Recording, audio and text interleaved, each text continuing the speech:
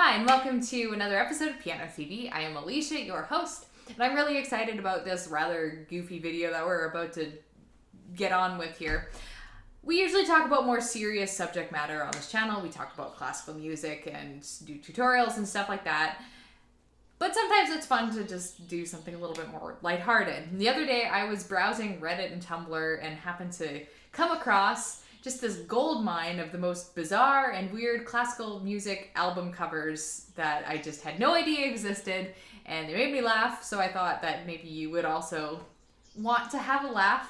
So I collected 10 of what I considered the funniest and weirdest album covers that I happened to find. And yeah, we're just gonna look at all of them, do some commentary, and just have a little bit of fun today. Let's get started.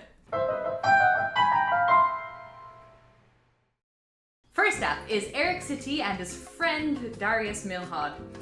This is the album cover that started my quest to look at other weird album covers. Clearly released in the 70s, this fishy collection is actually musically interesting. Usually when you see a collection involving Eric Satie, it's his Gymnopédies, which is his famous piano collection, intermediate level. But in this one, you also see, you just see some different things and also a suite of dances by Milhaud, because the friend's there. I find it very charming that they're referred to as friends on this album cover. That is probably my favorite part of this one. And now in a completely different vein, in a more 80s video game vein, we have Rimsky-Korsakov's Scheherazade. Did I pronounce that right? You'd be hard-pressed to find the original vinyl containing this image. I scoured the internet for it because it was actually like, I seriously considered purchasing it based on the image alone, but it seems that music collectors are hanging onto it just because of how awesome it looks, and probably sounds, but mostly looks. Most of Gustav Holst's collection of the planets features, obviously, celestial imagery. If your subject is the planets, it's just an easy out to make an album cover of planets or outer space or whatever. Not so in this 1959 album cover. The only connection that I can make to planets is that they're about to go battle some aliens on other planets or something in really, really impractical clothing. And with pretty impractical weapons too, it looks like. And now a 3 for 1. These might actually be my favorite ones on the whole list. We have Stephen Mead's Euphonium Magic Volume 1, 2, and 3. Now, Volume 3 is definitely my favorite by a long shot, and I also like that it's the only one on this list that wasn't released in the 60s, 70s, or 80s. It's released in 2007. Also, for those of you who are wondering what a euphonium is, it's basically just a smaller tuba. And if you're wondering why you should care what a euphonium is, it's because of this guy. Volume 1 has like a quirky feel, it's kind of funny. He's got this whole like magician rabbit hat theme. And the second one is wondrous and magical, but the third one needs no explanation. It truly is wonderful, and I want to meet this man. Johann Sebastian Bach's sonatas for cello and piano are beautiful. This is just a really intriguing album cover, and I'm not really sure what to think about it. Is this like a glass half full optimist metaphor, but like it's full of wine, so wine is making us an optimist? I'm not an album interpreter. That's just where my mind's going. How would you interpret that? What's with weird album covers being cello piano sonatas?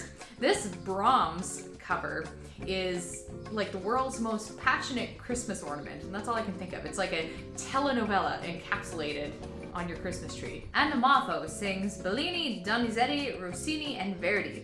And the cultural bias could not be more apparent than on this cover of Italian music, because clearly, if you're talking about Italian music and opera, the only logical association is spaghetti. Well, they say sex sells, but I have a whole bunch of questions. First of all, who is this woman and why is she even on the cover? She has nothing to do with any of the performers. This is clearly the product of a conversation about how to sell more records, and it is entirely blatant.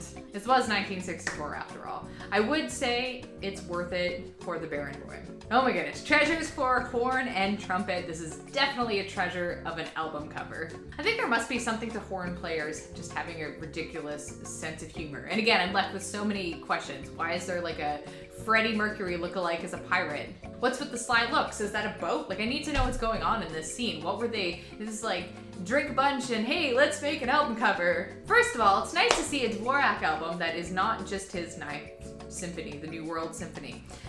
The Water Goblin, The Noon Witch, and Husitská are all compositions that I've actually never heard of because DVORAK, honestly, like I haven't explored them very much, but with this cover, it kind of makes me want to.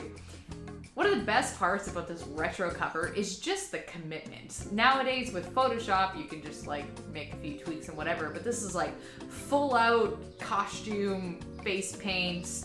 What, like, is he covered in sea garbage? There's something so simple and wholesome about this Beethoven collection of piano sonatas.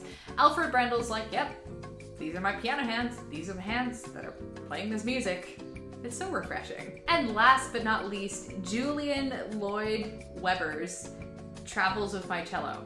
And along with you, I had no idea that Andrew Lloyd Webber of Phantom of the Opera fame had a younger brother, but he does, and his younger brother seems fairly awesome. First of all, you know this is an old album cover because of how much space they have on that airplane. And secondly, there's just like, there's so much tender love in this image. It's not even like a romantic love. It's like the love of two companions who have been together for 50 years. It's just like this quiet, it's like relationship goals, this image. And we're back to center.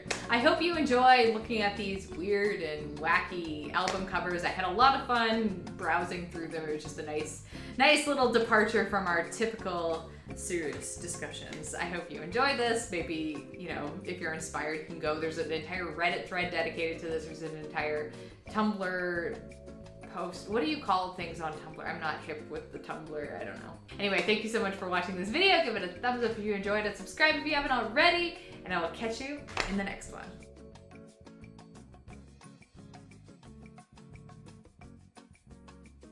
Most of Gustav Holst's